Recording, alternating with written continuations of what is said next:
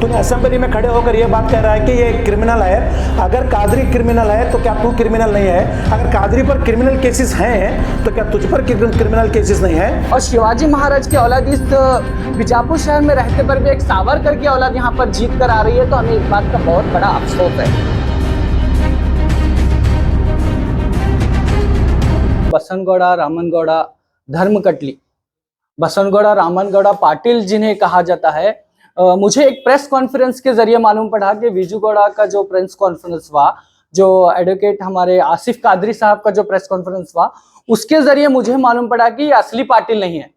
इनका सरनेम धर्मकटली है, जो एक पान दुकान, उनका फादर का जो बिजनेस था एक पान दुकान, बसनगौड़ा यतनाड़ पान वाले जो साहब हैं, ये बीजापुर में एक हमारे अमन और शांति के का जो माहौल है, इस अमन और शांति को खराब करने की कोशिश कर रहे हैं।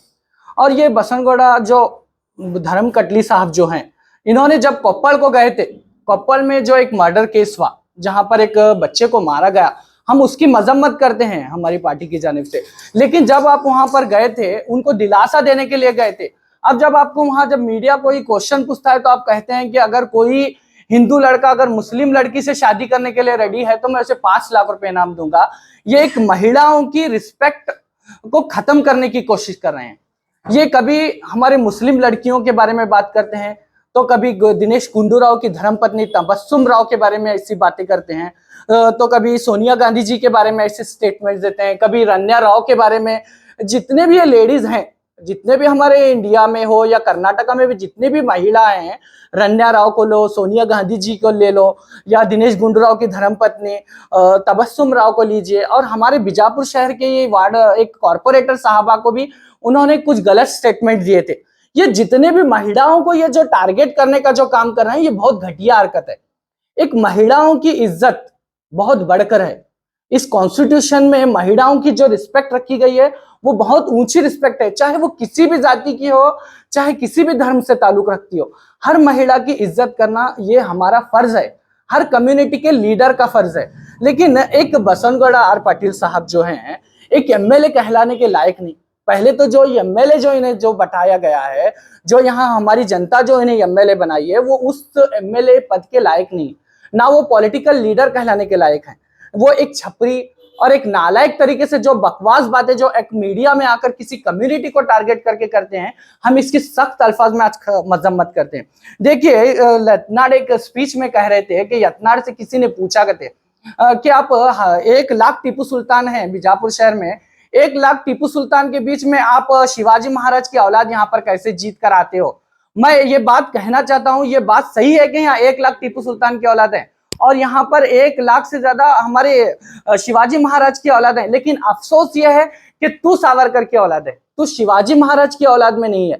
तो तू, इसलिए यहाँ से मुझे अफसोस इस बात का है कि यहाँ टीपू सुल्तान की औलाद और शिवाजी महाराज की औलाद इस बीजापुर शहर में रहते पर भी एक सावरकर की औलाद यहाँ पर जीत कर आ रही है, तो हमें इस बात का बहुत बड़ा अफसोस है। और एक बात मैं यहाँ कहना चाहता हूँ कि यतनाड़ जो है, बसवन्ना जी के बारे में भी बहुत गलत अल्फाज का इस्तेमाल किया। एक लिंगायत कम्युनिटी को टारगेट करके उनकी जो शान शौकत, बसवन्ना जी के जो इतनी अजीम शख्सियत, बसवन्ना जी जो हैं, इतनी अजीम शख्सियत की भी शान में गुस्ताखी करने की कोशिश करता है। आखिर ये किस कम्युनिटी को तो भी छोड़ रहा है? यतनाड़ किस कम्युनिटी के रहनुमाओं को छोड़ रहा है? किस कम्युनिटी के खिलाफ ये बातें नहीं करता? कभी मोहम्मद सल्लल्लाहु अलैहि वसल्लम के बारे में गलत स्टेटमेंट देता है, तो कभी बसवन्ना जी के बारे में गलत स्टेटमेंट देता है। आखिर ये यतनाड़ चाहता क्या है? चाहता क्या है? क्या बीजापुर में दंगे कराना चाहता है? क्या बीजापुर में फसादात कराना चाहता है?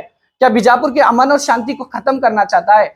आखिर इसका मकसद क्या है? इन चीजों के पीछे इसकी कॉन्स्पिरेसी क्या चल रही है, इसकी प्लानिंग क्या चल रही है, हमें इस बात को समझने की जरूरत है। लेकिन अब तक यतनाड़ जो है, इस पर इतनी कार्रवाइयां हुए, इतने एफआईआर्स हुए, इतने सेक्शंस लगाए गए, भारतीय न्याय समिति के सेक्शंस लगाए गए, लेकिन आज तक ये यतनाड़ लॉकअप में लॉक क्यों नहीं हुआ? ये एक बहुत बड़ा सवाल, एक क्वेश्चन मार्क है। हमारे कर्नाटका में कांग्रेस की सरकार है, कांग्रेस की सरकार जो 88% मुसलमानों के वोट लेकर एक कांग्रेस की सरकार बनाती है। जब ये मुसलमानों के कम्युनिटी के खिलाफ ऐसी बातें करता है तो इसको आज तक लॉकअप में बंद नहीं किया गया। ये हमें बहुत अफसोस की बात है। देखिए, ये बीजेपी का जो ये जो यतनाड़ है, ये बात करता है जितने भी कॉर्पोरेटर हैं वो हिंदुओं के लिए काम करें, ये जितने भी कॉर्पोरेटर्स जो आकर हैं उनको हिंदुओं के लिए काम करने के लिए कहता है। और हाल ही में रिसेंट में एक मीडिया वाला उसको क्वेश्चन करता है आप ही के जैसे एक मीडिया वाला मोहम्मद यूनुस, रिसेंटली कल का ही न्यूज है कि मोहम्मद यूनुस बोल के उसको एक सवाल पूछता है कि पूछने जाने के बाद गेट आउट का लफ्ज इस्तेमाल करता है यत्नाड़, गेट आउट का लफ्ज इस्तेमाल करता है। तो एक मीडिया वालों से भी एक कैसा रिएक्शन किया जा रहा है। यत्नाड़ आखिर किसकी तो रिस्पेक्ट करते हैं। देखिए, कभी मदरसों को बंद करने की यत्नाड़ बात करता है, कभी मदरसों पर बंद करने की, कभी मदरसों को सील डाउन करने की बातें करता है। और मैं यत्नाड़ को आज आपके तमाम न्यूज चैनलों के जरिए बात करना चाहता हूं, अगर जंग आजादी में जिस हिंदुस्तान में आज हम जिस आजाद हिंदुस्तान में हम जिंदगी बसर कर रहे हैं और जो यत्नाड़ यहाँ पर जो आजाद जिंदगी बसर कर रहा है, अगर जंग आजादी में ये उलमा इकराम और ये मदरसे वाले अगर वहां पर नहीं होते तो शायद ये हिंदुस्तान ही आजाद नहीं होता। हमें शुक्रगुजार होना चाहिए उन उलमा इकराम का और उन मदरसे वालों का।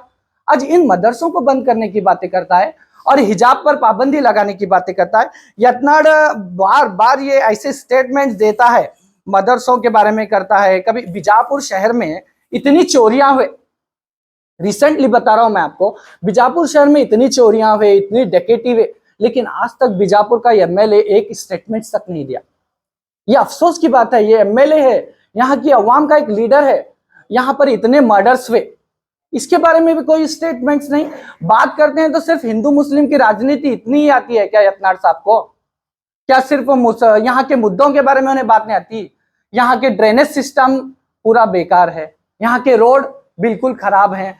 ये सब बीजापुर डेवलपमेंट के बारे में कुछ नहीं बताया। असली में जो एमएलए बनाया जाता है वो सिटी डेवलपमेंट के लिए बनाया जाता है, वो कम्युनलिज्म के लिए नहीं बनाया जाता। लेकिन जो एमएलए यत्नाड़ साहब जो हैं, ये बीजापुर में कम्युनलिज्म क्रिएट करने की कोशिश कर रहे हैं ये बोलने के लिए, और गांधी जी के बारे में गलत स्टेटमेंट देते हैं। जो महात्मा गांधी जिन्होंने आजादी के लिए इतना संघर्ष किया, और पाकिस्तान को बार बार मैं यत्नाड़ के बहुत बार स्टेटमेंट में सुनता हूं कि पाकिस्तान का नाम बार बार लेते हैं। क्या आपको इतना पाकिस्तान से लगाव है? अगर आपको पाकिस्तान से इतनी मोहब्बत है तो जाओ आप पाकिस्तान में रहो, यहाँ क्यों पाकिस्तान का नाम लेते हो? हम हिंदुस्तानी है, ये गर्व के साथ कहते हैं। हम हिंदुस्तानी है और हम हिंदुस्तान से मोहब्बत करते हैं और हम इस हिंदुस्तान में पैदा हुए और इसी में दफन होंगे, ये हम आपसे कहते हैं। अगर आपको पाकिस्तान से मोहब्बत है तो चले जाओ पाकिस्तान को, वहां पर रहो। क्यों बार बार पाकिस्तान का नाम लेकर यहाँ की अमन और शांति को खराब करने की कोशिश करें और मुसलमानों को सीधा जन्नत में भेजने की बातें करते हैं? मुसलमानों को सीधा जन्नत में, क्या मतलब है ये जन्नत में भेजने का? सीधा सीधा इसके ऊपर डायरेक्ट सो मोटो केस होकर ये डायरेक्ट अरेस्ट होना चाहिए। सीधा जन्नत में भेजने का मतलब यह है कि मुसलमानों को खत्म करने की बातें कर रहा है, इसके मर्डर्स करने की बातें कर रहा है, लेकिन इतने खतरनाक अल्फाजों का वो इस्तेमाल करता है। लेकिन अफसोस की बात यह है कि आज वो जेल में नहीं है। ये टोटली बीजापुर की शांति को खराब करने की कोशिश की जा रही है और 1000 जेसीबी भेजने की बातें करता है, मुसलमानों के घरों पर चलाने की बातें करता है, योगी आदित्यनाथ राज का लाने की, हेमंत बिस्वा का राज लाने की यहाँ बातें करता है। हम वो होने नहीं देंगे, ये हम बिल्कुल भी नहीं होने देंगे। और यहाँ का जो भी, मैं इतनी मुसलमानों से अगर तुझे नफरत है तो ये जो मेयर इलेक्शन हुआ, जो रिसेंट का मेयर इलेक्शन हुआ, मुस्लिम हिजाबी खातून का और तुझे लेने की क्या जरूरत थी? एक मुसलमाना की, हमारी लड़की जो हिजाब पहनने वाली लड़की, तुझे हिजाब से ऐतराज है, तुझे मुसलमानों से ऐतराज है, तो मेयर इलेक्शन में हमारा वोट लेकर तुझे मेयर बनाने की क्या जरूरत थी? मेरा एक सवाल है, अगर मुसलमानों से, तू मुसलमानों के लिए काम नहीं करना चाहता, बुरके वालों को अपने ऑफिस के नजदीक नहीं आने देना और टोपी वाले मेरे ऑफिस के नजदीक नहीं आना, लेकिन एक हिजाबी खातून को तू लेकर बीजेपी में और देकर एक मेयर बनाता है, तो तुझे शर्म आनी चाहिए ऐसे अल्फाज का इस्तेमाल है। जब तेरा फायदा है तब तू मुसलमानों का इस्तेमाल करता है, जब तुझे नुकसान हो रहा है तो इनके खिलाफ कम्युनलिज्म क्रिएट करने की कोशिश कर रहा है। बोलने के लिए बहुत सारी बातें हैं। देखिए, ये जो बीजापुर की अमन और शांति को जो यत्नाड़ यहाँ पर खराब करने की कोशिश कर रहा है, हमारे बीजापुर शहर में मुस्लिम, दलित, हिंदू, सिख, ईसाई, ये तमाम कम्युनिटीज के लोगों को इस बात को समझने की जरूरत है। हम तमाम कम्युनिटीज को एक प्लेटफॉर्म में आकर इस यत्नाड़ को उसका सबक सिखाने की जरूरत है। अगर ये यत्नाड़ ऐसे ही अविवादित बयानात करता रहेगा तो बीजापुर की शहर की अमन और शांति खराब होने का अंदेशा है। और मैं यहाँ की पुलिस डिपार्टमेंट से भी गुजारिश करता हूँ कि यत्नाड़ पे सख्त से सख्त कार्रवाई किए, उस पर ऐसे सेक्शंस लगाए जाए जो नॉन अवेलेबल हो, जो कभी रिहा ना हो सके, उसके ऊपर नॉन बेलेबल वारंट आता है तो भी वो अरेस्ट नहीं होता। दिनेश गुंडूराव की धर्म पत्नी के जो केस में, तबस्सुम राव के बानो के केस में, उसे नॉन बेलेबल वारंट आया था लेकिन अब तक वो अरेस्ट नहीं हुआ। ये हमें इस चीज का अफसोस है। बस इतना कहकर मैं मेरी बात को खत्म करना चाहता हूँ। सबसे बड़ी बात मैं आपको कहना चाहता हूं कि पिछले दिनों जिस कदर हमारा ये बीजेपी एमएलए बीजापुर शहर का एक एमएलए जो अपनी खुद की पार्टी से भी उच्चाटन किया गया है, वैसा एमएलए फिर दोबारा जो है भौंकता है। फिर दोबारा से जो है ये शख्स कौन सा शहर कोप्पल में जाकर जो है वहां पर एक अनाउंसमेंट ये करता है अपने मीडिया के थ्रू बात करने के दौरान कि जो भी लड़का मुस्लिम लड़की से शादी करेगा उसे 5 लाख रुपए दूंगा बोलकर। पहले तो हम ये social democratic party of India और बीजापुर शहर के लोगों की जानिब से इस बात को कंडेम करते हैं। और दूसरी बात यह है कि इतना सब कुछ ये कम्युनिटी को टारगेट करके जो बोल रहा है, इसके खिलाफ एक्शन क्यों नहीं लिया जा रहा? क्या कांग्रेस गवर्नमेंट इसकी दलाल होकर रह गई है? नहीं समझ रहा ये बात को, क्योंकि जिस कदर ये एक कम्युनिटी को बार बार हर्ट कर रहा है, इवन यहाँ तक कि आज इसने एक अपनी बेशर्मी की हद ये तक पार कर दी कि आज इसने एक महिलाओं को तक नहीं बख्शा। जबकि महिलाओं की इज्जत का अगर हम बात करेंगे तो वो कुछ हट कर होती है, चाहे वो किसी भी मजहब से हो, हिंदू, मुसलमान, सिख, ईसाई, दलित, क्रिश्चियन, कोई भी हो, हर एक महिला की जो है एक अपनी एक इज्जत होती है। आज ये उन तक भी जो है हाथ डाल रहा है, उनकी इज्जत तक भी जो है उछाल रहा है बोले तो। इसके बावजूद भी हुकूमत खामोश है। हमारे एमबी पाटिल साहब बीजापुर के जो डिस्ट्रिक्ट इंचार्ज हैं वो भी खामोश हैं, और साथ ही साथ बाकी के 5 एमएलए वो भी खामोश हैं। सिद्धरामैया साहब खामोश हैं, डीके शिव कुमार साहब खामोश हैं। ये इशू यहां तक बढ़ रहा है कि इस मामले को लेकर बीजापुर से एक एडवोकेट आसिफुल्लाह कादरी ने इसके जवाब में उन्हें बाकायदा उन्हीं की भाषा में मुंहतोड़ जवाब दिया। बाकायदा उन्हीं की भाषा में मुंहतोड़ जवाब दिया। मैं ये भाषा सही है या गलत है मैं आपको बाद में बताऊंगा। पहले मैं ये बात बताना जरूरी समझता हूं कि जिस भाषा में, जिस लैंग्वेज को एमएलए यत्नाल इस्तेमाल करता है, बिल्कुल हूबहू उसी भाषा में एडवोकेट कादरी साहब ने जो है जवाब दिया। अगर जब उसी की भाषा में उसको जब जवाब दिया जा रहा है तो इसे बुरा लग रही है बात, और अपनी ही भाषा को सामने वाले के मुंह से सुनना नहीं चाहता है। जब तू किसी कम्युनिटी को, किसी कम्युनिटी के औरतों को, उनके उलमा इकराम को, यहां तक कि हुजूर अकरम सल्लल्लाहु अलैहि वसल्लम पर तक भी तूने टिप्पणी की, जब तूने की, तुझे उस बात की परवाह नहीं थी। जब तुझ पर जब वही भाषा से तुझे जवाब दिया जा रहा है तो तुझे बुरा लग रहा है। इस मामले को लेकर तूने असेंबली तक आवाज उठाई, इस मामले को लेकर असेंबली तक आवाज उठाई। असेंबली में जाकर अपना चेहरा जो है एक, मैं क्या कहूं, एक बेहुदा जानवर की तरह अपना चेहरा बनाकर जो है बड़ी ही घबराहट जिससे तूने एडवोकेट कादरी के खिलाफ बहुत सी चीजें बताई। तूने एडवोकेट कादरी पर इल्जाम लगाया कि इसकी जबान सही नहीं है, इसके बात करने का तरीका सही नहीं है। तो मैं तुझसे पूछना चाहता हूं एज अनपढ़ जाहिल शख्स, क्या तेरी जबान, अगर एडवोकेट कादरी की जबान सही नहीं है तो क्या तेरी जबान सही है? तूने असेंबली में खड़े होकर यह बात कह रहा है कि ये क्रिमिनल है। अगर कादरी क्रिमिनल है तो क्या तू क्रिमिनल नहीं है? अगर कादरी पर क्रिमिनल केसेस हैं तो क्या तुझ पर क्रिमिनल केसेस नहीं है? क्या तुझे बदजबानी का जो है इल्जामात नहीं लगे? क्या तुझ पर जो है कई क्रिमिनल केसेस लागू नहीं है? अगर कादरी एक गवर्नमेंट वकील होकर, एक गवर्नमेंट एडवोकेट होकर काम करने पर अगर तुझे तकलीफ हो रही है तो ऐ बेशरम शख्स, मैं तुझसे कहना चाहता हूं कि तू तो संवैधानिक पद पर बैठा हुआ शख्स है। जब तू वो भाषा इस्तेमाल कर सकता है, जब तू क्रिमिनल हो सकता है, जब तू क्रिमिनल एक्टिविटी में इन्वॉल्व हो सकता है, तो फिर तुझे कादरी पर उंगली उठाने का क्या हक है? हाँ चलो, मैं एक बात मेरी बड़ी जिम्मेदारी के साथ कहना चाहता हूं। एडवोकेट कादरी से हम तमाम कम्युनिटी के लोग रिक्वेस्ट कर अगर इस कौम के खातिर एडवोकेट कादरी को अपने पद से इस्तीफा देने की अगर हम गुजारिश करेंगे, हो सकता है वो शख्स इस्तीफा भी दे। लेकिन तू पहले अपनी जानिब से यह बता कि तू जो संवैधानिक पद पर रहते हुए असंवैधानिक काम कर रहा है, क्या तू अपने पद से इस्तीफा देने के लिए तैयार है? अगर तू तैयार है तो हम मुस्लिम कम्युनिटी, तमाम बीजापुर शहर के लोग कादरी से रिक्वेस्ट करके, एडवोकेट कादरी से रिक्वेस्ट करके उनके पद से उन्हें उतारने की बात करेंगे। ना हमें तेरी जैसी जबान चाहिए, ना तेरे जैसा एमएलए चाहिए, ना तेरे जैसे लोग यहाँ पर पद पे हमें मंजूर हैं। और मैं साथ ही साथ ये बात कहना चाहता हूं कांग्रेस हुकूमत से कि असेंबली के अंदर खड़े होकर इसने एडवोकेट कादरी की जो है बुराई की या फिर जो भी चीजें हैं उसने बताई। असेंबली के अंदर क्या दीगर कांग्रेस एमएलए नहीं है?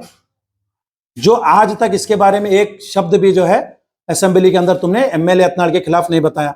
कल अपने एक स्टेटमेंट में एमबी पाटिल साहब ने कहा कि कादरी जो बोला बाहर बोला है वो असेंबली तक तो नहीं पहुंच सकता ना बोल के।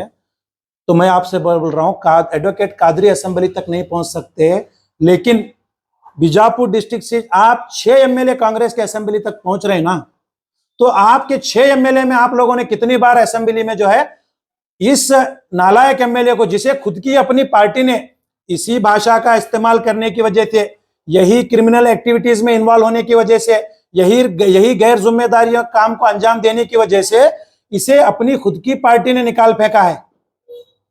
क्या बीजेपी का कॉन्स्टिट्यूशन इंडियन कॉन्स्टिट्यूशन से बढ़कर है क्या? तो फिर इन्हें बीजेपी के कॉन्स्टिट्यूशन के खिलाफ जा रहा है तो बीजेपी इसे निकाल फेंक सकती है, तो इन्हें अपनी ये पद पर इंडियन कॉन्स्टिट्यूशन के भी खिलाफ जा रहा है। तो फिर इंडियन कॉन्स्टिट्यूशन के खिलाफ जाने वाले के खिलाफ ये कर्नाटक सरकार जो है एक्शन क्यों नहीं ले रही? आप अगर बोल रहे हैं कि एक्शन का रिएक्शन कादरी दे रहा है, तो ये क्रिमिनल एक्शन का रिएक्शन कादरी देना या फिर हमारे जमात के उलमा इकराम देना या फिर एसडीपीआई के लीडर्स देना ये जरूरी है क्या? एक्शन का रिएक्शन सरकार क्यों नहीं दे रही है? सरकार क्यों इस मामले में खामोश है? और मैं ये भी कहूंगा कि बीजापुर डिस्ट्रिक्ट के हमारे एसपी साहब से कि इस पर सो मोटो केस क्यों नहीं दर्ज किया गया? आप एमएलए यत्नाल के बोलने पर खामोश रहकर दीगर लोगों को बोलने के लिए जगह दे रहे हैं। इससे क्या होता है? इससे इस शहर का वातावरण खराब होने के इम्कानात हैं, इस शहर में कौम गलबे पैदा होने के जो है इम्कानात हैं। इसका जिम्मेदार कौन? पुलिस डिपार्टमेंट है या नहीं है? क्यों एसपी साहब इस पर स्टेटमेंट नहीं दे रहे? क्यों ऐसे कुत्तों की जबान पर लगाम यो नहीं लगा रहे? ना पुलिस डिपार्टमेंट की जानिब से कुछ लगाम लगाई जा रही है, ना सरकार की जानिब से कुछ लगाम लगाई जा रही है। तो आखिर आप इस शहर बीजापुर की दशा क्या देखना चाहते हैं? क्या आप इस बीजापुर में हिंदू मुसलमान को लड़ते हुए देखना चाहते हैं? आप अगर इस बीजापुर शहर के अंदर लॉ एंड ऑर्डर को अगर मेंटेन करने की सोच रखते तो इमीडिएटली एमएलए यत्नाल पर आप एक्शन लेते, सो मोटो केस फाइल करते। अगर सो मोटो पर आकर आपको प्रेशर आ रहा है तो बोलिए, हम अपनी जानिब से कंप्लेंट देने के लिए तैयार हैं, मगर ये कुछ सादे वादे आप केस लगाकर कुछ झूठ मूठ उसमें डालकर एफआईआर आप नहीं करेंगे, बल्कि स्ट्रांग केसेस आपको लगाना जरूरी है। अगर उसे आपको जेल में भेजना है तो उसे स्ट्रांग केसेस लगाना जरूरी है। अगर क्रिमिनल एक्टिविटीज के ताल्लुक से अगर आपको मैं बताऊं तो कई 20 या 23 केसेस जो है एमएलए यत्नाल पर हैं। आप उनका एमएलए के टाइम पर जो एफिडेविट वो लोग दिए हुए थे एमएलए यत्नाल की जानिब से, उसमें आप निकाल कर देखिए कितने क्रिमिनल केसेस उसमें मुहैया हैं। और मैं चुनाव आयोग से भी दरख्वास्त करता हूं, इनके एफिडेविट पर इन्वेस्टिगेशन होना जरूरी है, क्योंकि जो केस वहां इन्होंने दर्ज किया है, मेरे अंदाजे से मैं चुनाव आयोग से बोल रहा हूं कि आप अपनी जिम्मेदारी निभाइए। हो सकता है वहां पर दर्ज किए केसेस से ज्यादा इन पर केस हैं, कुछ केस यहाँ पर छुपाए जा रहे हैं। ये चुनाव आयोग को भी इस पर नजर रखना जरूरी है। और मैं सरकार से दरख्वास्त करता हूं कि अगर आप बीजापुर शहर के माहौल को अगर ठंडा रखना चाहते हैं, यहाँ पर भाईचारे को कायम रखना चाहते हैं, तो ऐसे एमएलए के मुंह को आप लोग जो है बंद करना जरूरी है। बार बार जो है विभाजित बयान देते हैं, बार बार जो है विभाजित बयान देते हैं। इस पर कई मुस्लिम मुखंड आते हैं, बयान देते हैं, इतने कोई सिंपल है। देखिए, मैं आप लोगों के सामने कहूं तो जिस कदर एमएलए यत्नाल ने मुसलमान बच्चियों के ताल्लुक से बहुत ही शर्मनाक बात कही, उसके ताल्लुक से अगर मैं कहूं तो उसके अपोज में एडवोकेट कादरी ने जो है अपनी जानिब से बयान जारी किया। तो एडवोकेट कादरी पर जब बयान जारी हुआ तो ये बात असेंबली तक पहुंची, तो एडवोकेट कादरी के फेवर में हमारी मुस्लिम समाज के कई जमात के जिम्मेदारान जो है एक मीटिंग करके कादरी को सपोर्ट करने की बात करें। ये बड़ी खुशी की बात है, ये बड़ी खुशी की बात है, इसलिए कि जब कोई निडरता से इस कम्युनिटी के लिए अगर बोल रहा है या फिर इस कम्युनिटी को बुरा भला बोलने वाले के खिलाफ अगर बोल रहा है, तो हमारी कम्युनिटी उसके साथ देना बहुत जरूरी है। और ये बात की मुझे बड़ी खुशी है। लेकिन अफसोस भी एक जगह इस बात का है कि जब इस एमएलए ने इस मुस्लिम समाज की बच्चियों के खिलाफ बात कही थी, यही जमात के लोग अगर इसमें पहल करते इसके भी खिलाफ, तो मुझे शायद इससे भी बढ़कर खुशी होती। ये एमएलए स्टेटमेंट के खिलाफ भी अगर आप पहल करते तो बड़ी अच्छी बात थी हमारे समाज के लिए, हमारे शहर के लिए। और कादरी के फेवर में आप लोग जिस तरीके से एक मीटिंग करके जो है सपोर्ट करने की बात कही, ये भी बड़ी अच्छी बात है। लेकिन आप जिम्मेदारान को ये समझने की जरूरत है मैं एक बड़ा अदना किस्म का आदमी, आपसे बड़ी माजिरत के साथ इस बात को कहना चाहता हूं कि आप लोग पहले कह रही है जमात वाले या फिर उलमा इकराम। आज मैंने सुना कि उलमा कमेटी के लोग भी जो है हमारे डीसी साहब को एक मनवी दिए कि इसके खिलाफ एक्शन लेने के लिए। बहुत खुशी की बात है ये, लेकिन मैं समझता हूं कि उलमा कमेटी के लोग या फिर उलमा इकराम या फिर जमात के जिम्मेदारान, चेयरमैन, सेक्रेटरी, ये तमाम लोग जो है ऐसे मामले में पहल करना जरूरी है। क्योंकि हुकूमत को अगर किसी का खौफ है तो उलमाओं का खौफ है, किसी सियासतदान का नहीं, याद रखिए। क्योंकि सियासतदान की बात लोग उतना नहीं मानते जितना उलमा की बात मानते हैं। अगर हुकूमत को अगर आप डरा सकते हैं, अगर हुकूमत को गिराने की अगर कोई धमकी दे सकता है तो सिर्फ उलमा इकराम की ताकत है, बाकी किसी और के माई के लाल में ये हिम्मत और ये ताकत नहीं है। क्योंकि उस उलमा इकराम की एक इशारे पर ये पूरी कौम जो है लब्बाइक होकर खड़ी होती है हर काम के लिए। तो इसके लिए जो है जरूरी है कि उलमा इकराम हो, चाहे जमात के जिम्मेदारान हो। जिस तरीके से मैं बड़ी अप्रिशिएट करता हूं हमारी काली जमात के मस्जिद से, जिन्होंने जो है पहल करके कादरी एडवोकेट का सपोर्ट किया। ये तमाम ऐसे ही ये मुस्लिम बच्चियों के ताल्लुक से या फिर इस कम्युनिटी के ताल्लुक से आप हर मामले में खड़े होंगे तो हम भी आपके साथ हैं। आप हमारा साथ दिया दीजिए, हम आपका साथ देंगे। बिल्कुल हम आपके साथ खड़े हैं। ये तमाम ऐसे मामलों के खिलाफ हम मिलकर लड़ेंगे और ऐसे एक देश के अंदर या शहर के अंदर एक माहौल खराब करने वाले शख्स को जो है ऐसे पद से हटाने की हर कानूनी लड़ाई, हर कानूनी कार्रवाई हम लोग इंशाल्लाह जरूर करेंगे। कल इंशाल्लाह मिनिस्टर अभी बात करते हुए उस पर कानूनी कार्रवाई करने की भी बात की है। कानून मंत्री से मैं बात करूंगा और उस पर कड़ी कार्रवाई करने की। सर कब तक गाली खाकर हमारे कम्युनिटी का हर बच्चा बोलने लग गया है। हर शहरी, हर जो है मुस्लिम समाज से बात करने वाला शख्स, हर इंसान बोलने लग गया है। क्या ये सारे बोलने वाले शख्स बोल कर थक जाने के बाद कब करेंगे कार्रवाई? अब ये इंसिडेंट हो के कम से कम एक हफ्ता हो गया, क्या अब आप कार्रवाई करेंगे? चलो ठीक है, आपकी बात अभी भी हम लोग मान लेते हैं, अब तो कार्रवाई करो। आपने बड़ी आश्वासन दिया है अवाम को, अवाम के बीच खड़े होकर आपने जिम्मेदारी ली है, अब तो कार्रवाई करो।